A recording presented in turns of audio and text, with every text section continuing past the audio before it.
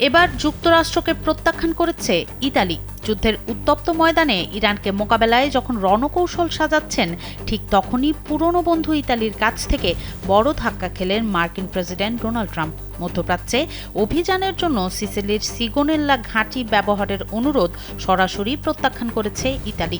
শুরুটা করেছিল স্পেন, এবার সেই তালিকায় যুক্ত হলো ইতালিও। মূলত ইতালির সরকারকে না জানিয়েই কয়েকটি শক্তিশালী বোমারু বিমান সেখানে পাঠাতে চেয়েছিল মার্কিন বাহিনী। বিষয়টি জানা মাত্রই প্রধানমন্ত্রী জর্জিয়া মেলোনির সরকার কঠোর অবস্থান নেয়। জানিয়ে দেয়া হয়, দাপ্তরিক অনুমতি ছাড়া ইতালির কোনো মাটি ব্যবহার করে ইরান যুদ্ধে অংশ নেওয়া যাবে না। এমনকি ভবিষ্যতে এমন কোনো অনুরোধ এলে তা আগে পার্লামেন্টে তোলা হবে। এদিকে ইতালির বিরোধী দলগুলো সরকারকে চাপ দিচ্ছে যেন কোনোভাবেই দেশকে যুদ্ধে জড়ানো না হয়। শুধু ইতালি নয়, এর আগে স্পেনও তাদের ঘাঁটি ব্যবহারে যুক্তরাষ্ট্রকে মানা করেছে। ফলে যুদ্ধের সাইরেন বাজলেও বন্ধুহীন হয়ে কূটনৈতিক টেবিলে বড় হারের স্বাদ পেল যুক্তরাষ্ট্র।